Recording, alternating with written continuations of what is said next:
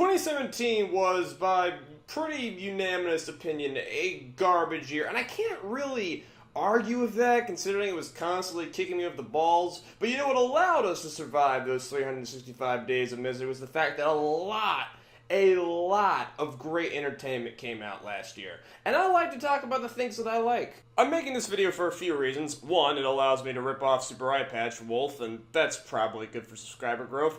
Two, there's so much stuff in this video that you are guaranteed to be recommended something that you're gonna like. Like, statistically, it's almost impossible for there not to be something that you'd want to go watch or read that I mention in this video. Third, I really like reviewing things. This format allows me to knock out a bunch of stuff really fast, and that's just satisfying for me to do. The scores are important, but don't focus on them too much, though 10 out of 10s are mandatory. They are required viewing.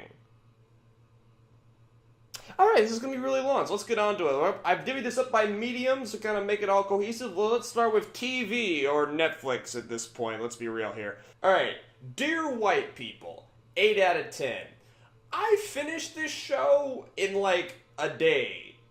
All 10 episodes in a matter of like 9 hours. And I don't know if there's like a higher recommendation I can really give. Throw out all your preconceptions of this show, yes, including that one. Just watch it. I know that like, just watch it. I know. I know the title. That's kind of the point. If it helps, Dear White People does not use people to tell a story about race. It uses race to tell a story about people. And while, especially later into the show, there is some pretty poignant things it has to say about race relations in the United States, it's really the characters that are the draw here. They're very entertaining, they're very well written.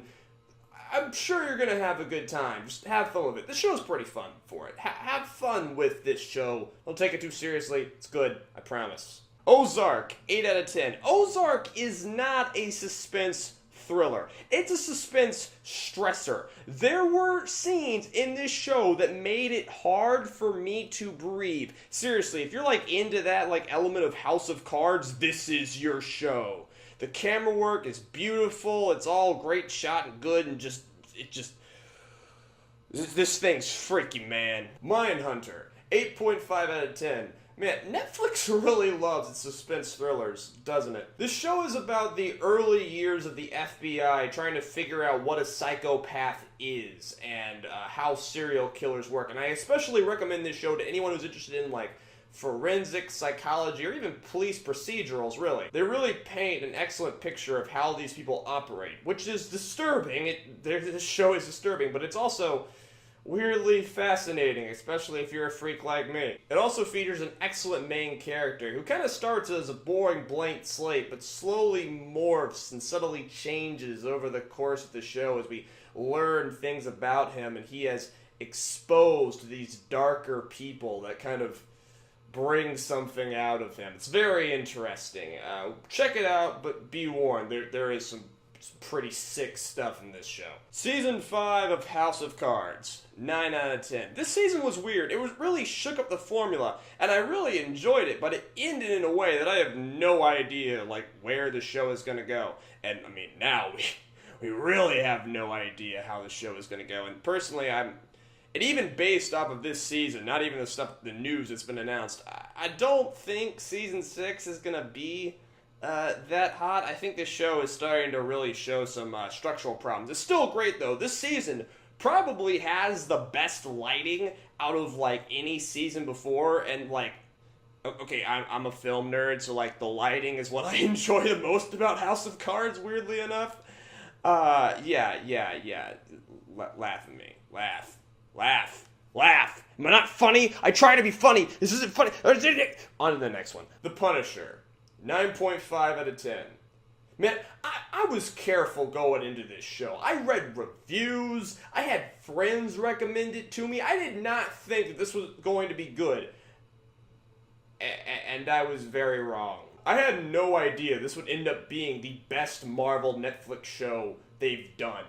And, like, it does that by just taking its subject matter farther than anyone has gone before. That being the military and how it affects people and sometimes disturbing, sometimes domestic ways. I know a lot of you might think that there's no way that Frank Castle could elicit emotions in you, but give it a try, and I think you'll find that you're really, really wrong. Alright, let's get into the good stuff. Rick and Morty, 10 out of 10. How am I supposed to summarize my thoughts about season 3 of Rick and Morty into like one paragraph? Ugh. It was great. It somehow lived up to everyone's expectations, which was really weird considering the fact that the show had skyrocketed in popularity since season 2. Each of the 10 episodes added something to the series, and even though some episodes were weaker than others, I actually think that the weakest episodes in this season were not nearly as weak as some of the weaker episodes in the other 2 seasons, which is good. This season redefined almost every character in the show while also moving the main narrative forward in a big way, but I'd be lying if I told you I wasn't worried. Yes, episode 7 was mind-shattering, but if it hadn't been there, I think I would have been, disappointed at this season's quality. A few structural flaws and production issues are starting to pop up, which worry me. So far, again, quality has not dropped, but I'm very nervous and interested to see if season 4 can keep up putting out just like the amazing, just generation-defining stuff that this show has done so far. It's gonna be very interesting. And I don't think I enjoyed any show more last year than BoJack Horseman Season 4. 10 out of 10. Season 3 of BoJack was great, but it had me worried. The show, it was really, really good, but structurally, Season 3 did pretty much the same thing that Season 2 did. It was kind of a rehash. It was kind of seeming like the show was running out of ideas. Fortunately, Season 4 was the best one yet, going into dark and strange and weird and funny places that only BoJack can go. With one episode in particular, exploring the mental disease of dementia in this abstract yet accurate way that animation can really only do. Speaking of which, this season also actually showed us some artistic experimentation on the animation side, and this was also the first season to, end on a high note. I mean, there's a lot of things going wrong, but, the last thing that the season did was, warm, fuzzy emotions, not, oh my god, we are really screwed emotions, which is what BoJack kind of specializes in. Even if you're not interested in watching this show, which, you should, I gave it my highest possible recommendation, I heavily recommend that you watch the cold open of Season 4, Episode 6, Stupid Piece of Shit. It's probably going to hit really close to home for a few of you. I know it did for me. So I read 2 books in 2017 from 2017. They honestly couldn't be more different from each other. The first one was Turtles All the Way Down by John Green, which I already did a full video on, so I'm not going to rehash that. Suffice to say, it's about the mental illnesses and romance, and it's also, really, really good, and it's John Green's best book so far, yes, including The Fault in Our Stars, and yes, I will fight people on that. It's a good freaking book. You should read it. The other book I read was The Triflers by Monkey Jones. Now, I'll be honest, I mostly just read this book to see if a YouTuber who I'm a moderate fan of was a good writer, and, kinda, yeah. The book sort of sidesteps that by the way it's written, and it drags a little bit in its later half, but towards the end, I honestly couldn't put it down. It really ramps up towards the end with a lot of nice twists and that kind of set previous events of the book in a different light. And there's a lot of stuff towards the end that's actually open to interpretation in a lot of really good ways. More interesting is the book's subject matter, with many of the book's characters residing on the autism spectrum as well as having depression, and the fact that the book is framed around the events of a failed school shooting. This is a book that few could have written, and it explored my favorite part of Mumke's writing, the side that is very empathetic and compassionate towards these kinds of people while still fundamentally understanding what's wrong with them. There's a lot of things in this book that were hard to read, not because they were cringy, but because, they reminded me of parts of my past that I would honestly like to bury. I'm considering making a full review of this book, mostly to explore, like, who's it for and, like, what audience would enjoy it. If you're interested in that, leave some stuff in the comments, and if I get enough, like, response, I'll do one. Okay, movie. Starting with Wonder Woman, 6 out of 10. Wonder Woman is kind of a textbook, competent, good movie. It moves fast, it looks good, and it will entertain all but the most jaded moviegoers for at least one watch. It's probably more laudable on a meta level for being the only modern DC movie to enjoy consensus acclaim / not be a complete laughingstock, and it did that by, like, staying in their lane and just writing a decent, competent story.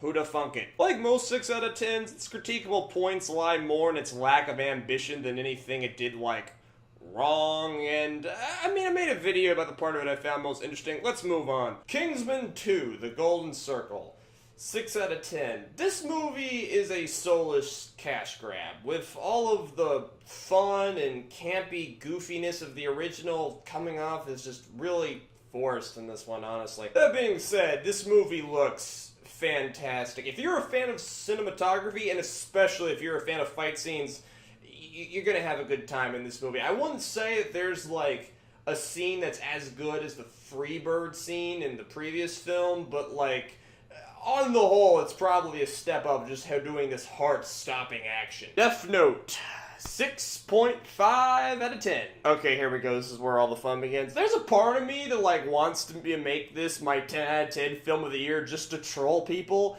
but, like, seriously, this movie is underrated. I watched the film the night that it came out. You can actually see me and my friends doing really stupid reactions to it. And the same night, I saw about a dozen reviews go up, which all said, like, the exact same thing. Now, Death Note is not a great film. You can even argue it's not even really a good film. It's a complete tonal mess. Some of the characters don't get the best acting, the pacing is a bit weird, and the plot is straight up ridiculous. And none of what I just said was mentioned at all in any of those reviews. What a bunch of fourth-rate hacks did is notice that a bunch of anime fans were mad at the fact this thing even had the audacity to exist, and, went in, bashed it, threw up their review 6 hours after the film launched to game the outrage. If you grade this movie purely by how it deviates from the original, you're gonna think it's terrible. But if you have a tolerance for edge and you want to have a good time, you'll also find it in this film. The directing and editing are actually really sharp in this movie, and I found the climax to be incredibly enjoyable. My original score was a 5.5, and I bumped it up a point because in my mind, this film actually did something pretty laudable. It is, in its core, a Western take on the Death Note story, and that means that it brought in a whole new set of genre tropes and cliches and storytelling devices that wouldn't be used in the original Death Note, because they don't use things like the Faustian bargain or like the hero getting in over his head that often in Japanese storytelling. And those mechanics, they actually work. This story is It's pretty good. It's compelling towards the end. The changes, what they did with L in this movie was nothing short of brilliant. Everybody's saying that L was bad. They changed the character. They made him better. They pushed him in ways that the original work never did. They took it in a different direction. And he was really well acted, and people are just, I gotta move on, because I'm not going to go on a massive rant. I will not. Dunkirk, 7 out of 10. If you're a World War II nerd who's like really into historical accuracy, this is the movie for you. Everybody else, don't go into this for a traditional movie. Almost none of its main characters are named, and the film is more interested in painting an accurate picture of events than it is about, like, telling individual human stories. If you're a fan of history at all, probably check it out. You're gonna have a good time. Thor Ragnarok, 7.5 out of 10. I've already reviewed this movie, so go see that. It's stylish as hell. Immigrant Song kicks ass. Go watch it. Okay, and now I'm really gonna get crucified. Blade Runner 2049, 7.5 out of 10. I have a lot of I have a lot of really mixed emotions about this film. I was very hyped for this thing. I went to see it on opening weekend, and I'd be lying to you if I said that I wasn't disappointed. I was heavily disappointed with this movie. I think that it is a pale imitation of the original. I'm gonna be weirdly critical here. The type of critical where you still think the movie's really good and you enjoyed it, but you point out all the flaws that kept it from being truly great. Again, my thoughts about this movie are ultimately positive. I'm just about to bag on it. This film is visually stunning and uses its music to create this just oppressive soundscape. It's brilliantly acted. There's a lot of cool symbolism, and it uses its sci-fi setting to explore a lot of existentialist ideas, and all of that just goes to waste. The problem in this film lies in its writing, the most important part of any narrative-based work. The film is horribly paced, with a first and second act that just drag into Boartown and make it that I'm very apprehensive to rewatch this movie because I think I might fall asleep. I don't know where people got in their head that pretentious art films had to be more than 2.5 hours long, but you could trim 20 to 30 minutes off this movie without changing the plot whatsoever. And I use that word pretentious because unlike the original movie, I think this film is, with this incredibly vague plot that is way less deep than the movie thinks that it is. Luckily, the third act of this movie saves it, dropping a lot of that too deep for you symbolism and cranking up the action, and carries a lot of great emotional scenes, mostly carried by the acting of Ryan Gosling, who really shines in this movie, despite the fact he's not always given the best material to work with. There's a lot of straight-up beauty in this movie, but it just did not come out well. If you're into visuals or music, let's be honest, you've probably already seen this movie, and you probably think it's a masterpiece. Everybody else stay away. This movie is not for mass consumption. I've already spent too much time on this. If anybody wants me to make a video explaining my thoughts in more detail and force me to rewatch the movie, ask in comments. For now, all I'll say is that I think that its focus on making really powerful scenes destroys the movie as a whole and just leaves it with this nebulous muck of bullshit. I'll say it. The movie is bullshit. Next one. Okay, really good stuff here. Guardians of the Galaxy Volume 2. 9 out of 10. This movie was great. This movie, it could have played it safe. It could have just been a bunch of 70s references that just, perfectly went off of, the events of the last film. But instead, they just decided to do something truly special. They decided to give each character a massive amount of development while also being this, really huge analysis of toxic masculinity and the nature of abusive parenting. It also made me laugh so hard my sides hurt. Guardians of the Galaxy Volume 2 is a film where a blue space pirate with a magic death arrow made a lot of people cry, and if that is not an accomplishment for the medium of cinema, I don't know what is. Baby Driver gets a 10 out of 10. This movie is visual and auditory cocaine. It is a love letter to fun that wields its score in ways I've never even seen before. This movie is simply one of the funnest experiences I've ever had watching a movie, and the power of its filmmaking needs to be acknowledged. Coco. 10 out of 10. I am a Pixar fanboy. I grew up with all of their movies, but recently this near-perfect studio has started to stumble a little bit back into the mediocrity. But Coco assured me this studio has not lost a speck of its talent. Coco is a brutally beautiful film for reasons that I'm not actually going to talk about. My feelings on this film are complicated in that I'm going to make a video about it later way to fully get it all together. The only thing I'll say is that, one criticism is that it is kind of standard in its plot and a little predictable in that kid's Disney movie way, but watch this movie with your family, as many family members as possible. There's a lot of movies that claim to be about family, but this film is about family in dark, real ways that most films won't even come close to attempting. Now let's talk about Star Wars Episode 8, The Last Jedi. I don't score Star Wars films because they're part of a larger cohesive whole, and honestly, my love for Star Wars is so unhealthy that, like, I cannot...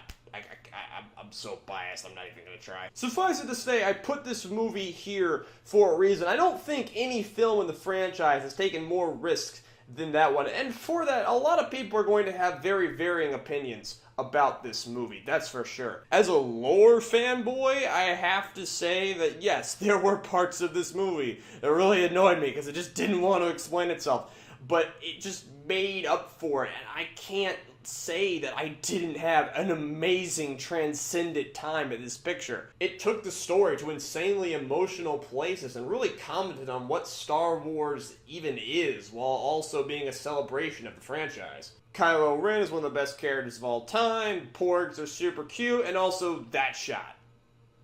People who have seen this movie, you know what shot I'm talking about. That shot was transcendent. Also, I'd totally watch Kylo and Rey smash. I could gush about that movie all day, but we really need to move on to what I consider my 10 out of 10 film of the year, which has to be...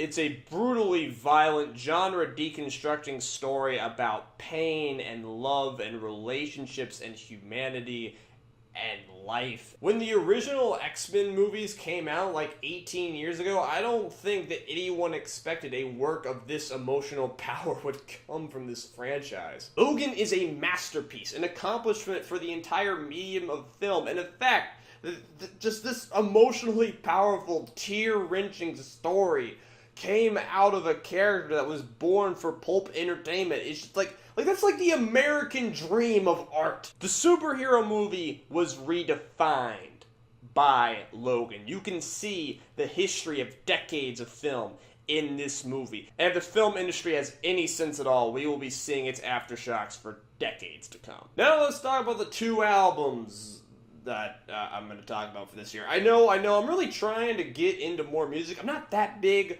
of a music guy. I'm gonna listen to more albums next year. But first, we need to talk about Damn by Kendrick Lamar, the album of the year. Which, I mean, I know that's probably not like a super radical statement, but I liked it. This album kind of got me into modern rap music, and the fact that the consensus about this album is that it's not even Lamar's best has got me really excited to get into the rest of his discography. The album is beautiful lyrically and offers a very complex view of its subject matter, which Lamar obviously has very conflicted and varied feelings about. So many songs are god tier. Loyalty is this brilliantly hypnotic and just beautifully evocative pop song. Element is this like surprisingly somber take on the traditional brag track. Lust and Fear just haunt me in all the right ways, and of course DNA stands as like the crown jewel of the album. Even if you aren't a fan of rap, the literary excellence of this song is undeniable. Lamar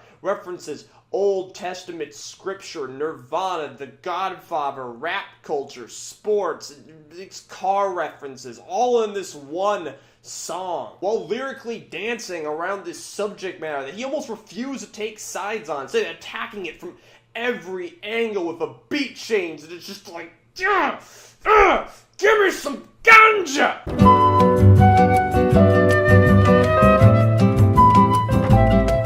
Now, I did get into one other album this year. Not saying that it's any way better than the other one, but I would be remiss if I did not mention an album that I spent pretty much the first half of the year hyped for, and that is Gay and Dead by Big Dig. This album is certainly not for everyone, but it was for me. I was a huge fan of this artist's last album, Bedroom Bedrock, and have been following his career. In many ways, Gay and Dead is a natural evolution, an objective improvement from the last album. It's much longer, it involved much more collaboration, the beats are more heavily produced, there's a more sophisticated sound. You can see Big Dig doing a lot more experimentation with his voice and flow. Despite all this, I don't think that this album ever really reach the emotional core and story of the previous one, but the last track at least proves that Digi has not forgotten how to write. a powerful song. This album will not be for most, and I'm actually kind of glad that his next work is going to be far different in tone, considering this one's kind of been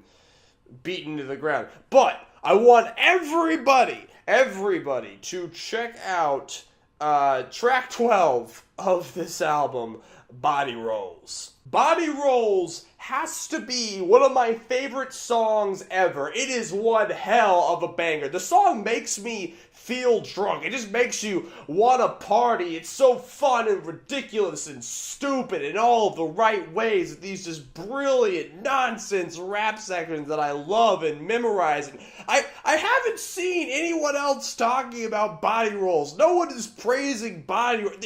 There's gotta be, please, somebody in my audience, there's gotta be somebody who loves Body Rolls, okay? Please, I'm begging, I'm hoping someone's gotta love this thing. Okay, on to video games. Just be pretty easy because I only played one video game from 2017 in 2017, but that's fine because no matter how many I played, I doubt many would be better than Nier Automata. Nier Automata served me on several fronts. One, it was an emotionally powerful game that had a brilliant story and brought me over 50 hours of entertainment. Secondly, it allowed me to fully join the cult of Yoko Taro and further cement my nerd cred. It was also the first platinum game I've ever played, and sweet lord, this game is fun. The combat is just so fluid. Sometimes it doesn't even feel like you're pushing the buttons, and I could just hack up robots for hours. But you know me, I'm really here for the story. I fell in love with these characters in this game and this story, and I followed it all the way to the end, an end that had me laughing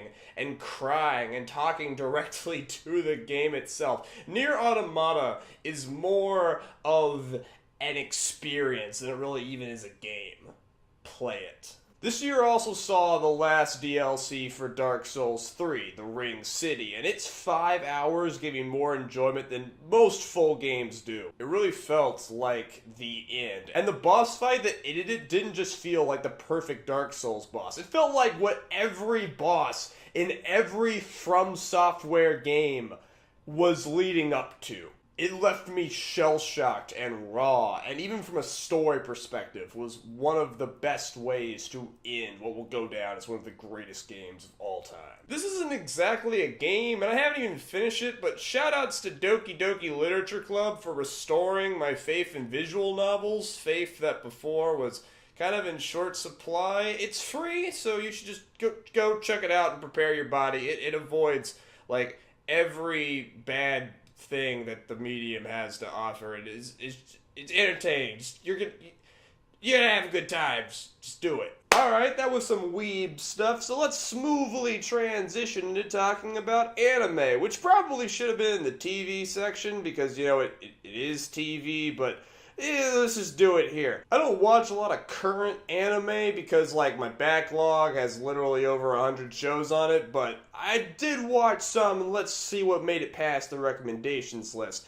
Starting with Recreators at a 7.5. With its vibrant ensemble cast, stunning animation, and constant action, it's a surprise that Recreators was not one of the juggernauts of the year. Though it never pushed its characters as far as I really wanted it to, I have to commend Recreators for really exploring every aspect of its premise. It really is regarding creators, how we create, how we view those creations, and as a creator myself, I found it very touching. I just wished it was a little more ambitious with its creations. Love that Hiroyuki Sawano soundtrack though. Kobayashi's Dragon Maid.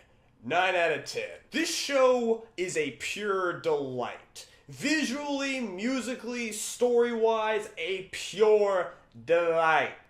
This show represents what I consider to be the pinnacle of the slice of life genre. A genre that I don't actually visit very often, and yet it also was able to pull off surprisingly heavy subject matter with finesse. Good for the family, good fun, bouncy stuff, and cuteness, and it was great. It's been around 4 years now since an anime came out that I gave a 10 out of 10, and I've really been chomping at the bit for one, and I don't want to jump the gun. I really don't want to jump the gun, but I think that Ancient Magus Bride might be shaping up for that. I hope. No pressure. I hope. I actually made a full video about it that, like, got deleted, but suffice to say, been keeping up with it week to week, and the show has yet to disappoint, just getting better and better and better, going for more stunning visuals, more powerful moments, more contemplative conversations on like just the nature of like humanity, and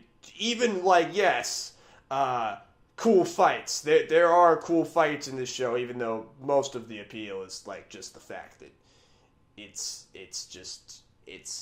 adorables, man. And okay, fine. Anime of the year has to go to the Monogatari franchise, which at this point has completely outdone itself. And I'm even going to jump the gun. I know it's not technically completed, but I think that, considering what went down this year, it deserves the full 10 out of 10. The greatest honor that I can bestow, they put up there with the other anime big boys. This is a product that I can't put down, and I can barely escape as I'm tempted to rewatch old arcs and get more and more friends into the show.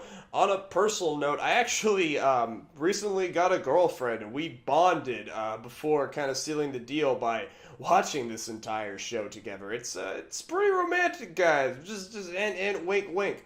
Though make sure your girl is.